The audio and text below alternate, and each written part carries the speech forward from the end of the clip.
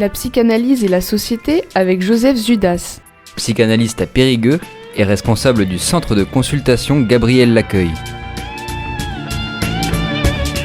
Chers auditeurs de Radio Libre en Périgord, je suis heureux de vous retrouver à nouveau. Aujourd'hui, je voudrais parler de quelque chose qui est vraiment un gros problème de notre époque, des addictions. Voilà, je sais que ça coûte une fortune à la sécurité sociale et donc je vais m'avancer un peu pour essayer de décrire au centre de consultation les gens que nous recevons. On peut dire qu'aujourd'hui, on est tous addicts à quelque chose les neurologues se penchent sur ce problème à partir de notre système nerveux.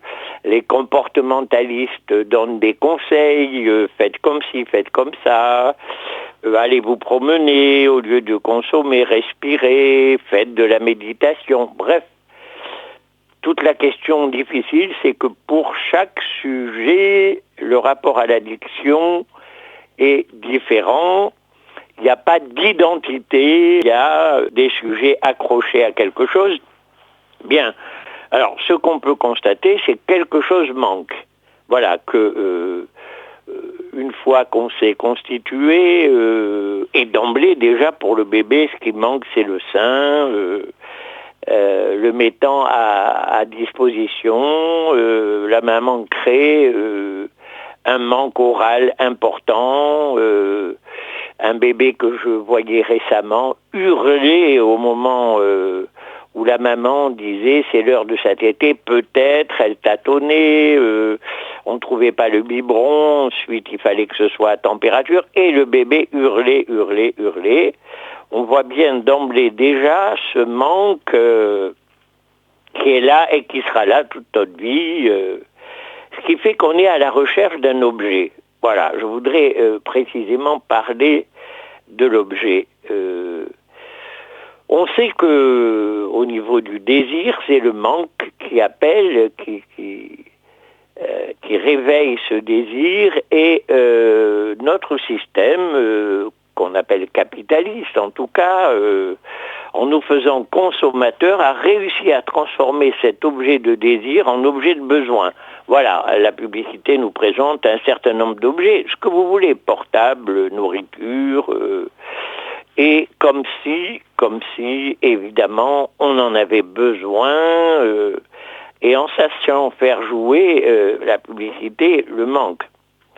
Évidemment, la psychologie de la publicité a bien compris qu'il faut que ça nous apparaisse comme manquant, d'où, pour le même objet, des photos, des différences dans l'apparence, et ça installe l'objet du côté du regard.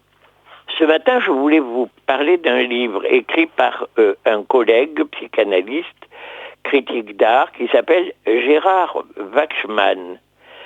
Cet ouvrage, c'est un des derniers, parce qu'il en a écrit plusieurs sur la question de l'objet, sur les séries. Cet ouvrage s'intitule « Ni nature, ni morte ». Et en sous-titre, « Les vies de la nature morte ». Vous savez, la nature morte, c'est ces tableaux où on peint des fruits, un vase, voilà. Eh bien, Gérard Wachsmann démontre que cet objet n'est ni naturel, ni mort. Et le livre s'ouvre sur une citation du poète Francis Ponge.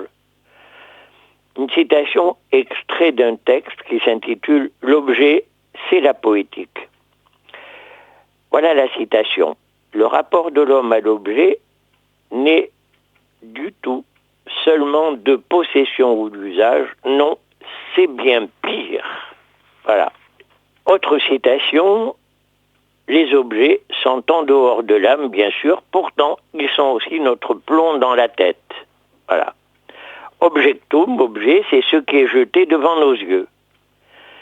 Tout ce que nous pouvons voir, dit Wachsmann, extérieur, inanimé, proche ou distant, familier ou insolite, solide ou fragile, naturel ou artificiel, de taille variable, identifiable ou diffus, précieux ou insignifiant, solitaire ou multiple, utile, nécessaire ou superflu, permanent ou transitoire, précaire ou indestructible, domestique ou exotique, du monde ou céleste, volant et non identifié, identifié et non volant, concret, matériel, sensible, observable, waouh, tout ce qui est hors de nous et qui affecte nos sens, principalement et avant tout la vue, à part les trous noirs qui sont des objets qu'on ne voit pas, mais ce ne sont de toute façon pas vraiment des objets. Ce qui est hors de nous, que nous pouvons voir et que nous pouvons aussi saisir, au premier sens de percevoir, que nous pouvons voir clairement, distinctement, ce qui est pour Descartes voulait dire connaître. Saisir ainsi l'objet clairement suppose de pouvoir le nommer, le distinguer d'un autre, le tabac, le vin, la drogue, le distinguer d'un autre, des autres, le voir un, ce qui donne d'ailleurs aussi la possibilité de le compter. Mais il y a aussi saisir, au sens tout simplement d'atteindre et de prendre. Sous cet aspect, la taille appartient à la définition de l'objet. En 1968, le sculpteur américain Tony Smith fabrique un cube d'acier nommé D, dont les dimensions sont de 182,9 par 182,9 par 182,9 cm. On interroge alors l'artiste. Pourquoi ne l'avez-vous pas fait plus grand, de façon qu'il surplombe l'observateur? Mais je ne faisais pas un monument, répond-il. Dans ce cas, pourquoi ne l'avez-vous pas fait plus petit, de façon que l'observateur puisse en voir le dessus? Je ne faisais pas un objet, dit-il. Dit entre monument et objet, vu ses mensurations, c'est la taille d'un homme moyen plutôt grand. Entre monument et objet, il y a le corps, en effet. Notre corps, c'est à cela que se mesure l'objet hors de nous, qui doit aussi être à notre main, dont nous pouvons nous emparer pour l'usage, pour des usages divers. Outils, instruments, ustensiles. On peut prendre l'objet pour l'utiliser ou bien pour le consommer. Dans un cas comme dans l'autre, l'objet se rapporte au corps. L'objet sert au corps. Il prolonge le corps ou bien il profite au corps. L'objet qui se rapporte au corps, c'est aussi ce qui est hors de nous et que nous pouvons tout simplement vouloir, au sens de désirer, d'un point de vue parfaitement profane. Mais désirer ardemment aussi. Il suffit de regarder l'enfant devant le jouet convoité ou le bébé qui a perdu son doudou. Objet de désir qu'on ne peut saisir, rien de plus réel que cet objet-là. Au jeu du désir, l'objet se révèle soudain dans toute sa puissance. Retournement de situation, l'objet devant soi, l'objet immobile, l'objet passif en attente de notre bon vouloir, l'objet à notre main, le gentil objet à saisir, c'est en vérité l'objet qui vous saisit. On peut comprendre qu'au XVIIe siècle, objet vienne nommer l'autre sexe en amour. Crains-tu de posséder un objet qui te charme? C'est la question posée à Alidor, l'amoureux extravagant de la place royale, la comédie de Corneille. C'est aussi très exactement la question qu'Alidor se pose lui-même. Très loin d'être le nom de l'abaissement d'une femme, d'une arrogance machiste, l'expression du pouvoir de l'homme faisant de la belle Angélique un pur objet à disposition, c'est ici le nom d'une faiblesse, décrivant un jeune homme captif, entièrement aux mains de l'objet de son amour. Voilà ce qui obsède la pensée d'Alidor. Hélas, c'est mon malheur, son objet trop charmant, quoi que je puisse faire, il règne absolument. Corneille le redoutable invente la figure tordue d'un garçon reculant à posséder l'objet qui en vérité le possède. Tordu, mais vrai. Qui possède qui? Qui est l'objet de qui? Histoire de pouvoir.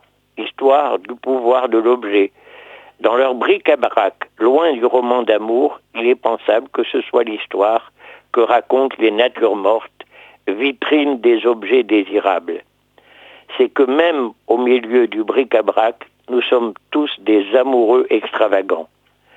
Dire que nous pouvons aimer, désirer un objet, c'est dire aussi bien qu'il nous manque incessamment, que l'objet hors de nous est peu ou prou en nous, qu'il habite en nous, en absence, qu'il habitait en nous avant même de le voir, de le vouloir, de le saisir pour l'utiliser ou le consommer. À la fois hors de nous et en nous, l'objet nous plonge dans de drôles d'espèces d'espace.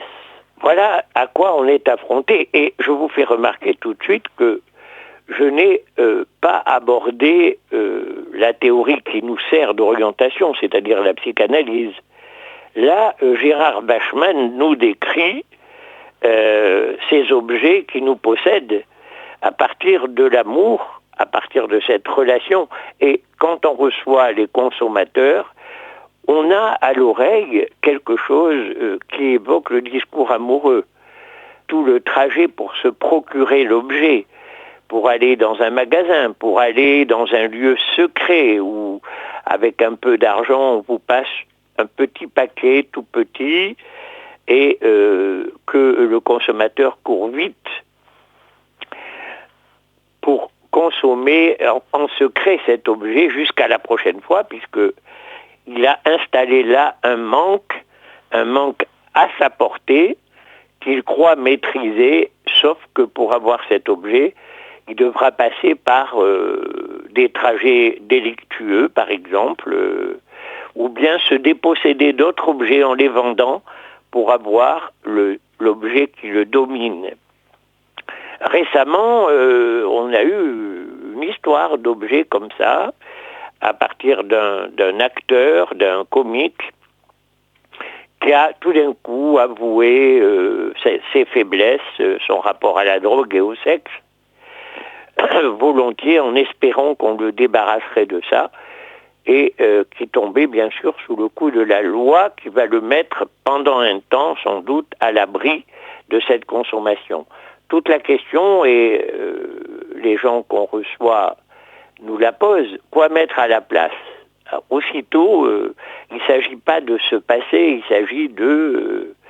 et là, les savoirs pleuvent. Le sport, écrire, créer. Alors il y a effectivement des artistes qui progressivement vont produire des objets qu'ils vont exposer pour amener les spectateurs, quand c'est de la peinture par exemple, à désirer posséder. Et là c'est le jeu avec le regard qui va se mettre en place. Voilà, il est certain que je vais sans doute prolonger un peu en m'appuyant sur d'autres lectures et aussi sur la clinique, cette question de notre rapport à l'objet. Pour l'heure, je vais vous quitter, chers auditeurs, portez-vous bien et à bientôt. Essayez de réfléchir sur vos manques et ce que vous y mettez pour répondre à cet appel. Évidemment, l'amour, c'est quand même quelque chose de plus intéressant, bien sûr. À bientôt, chers auditeurs. Vous venez d'écouter Psychanalyse et Société sur RLP.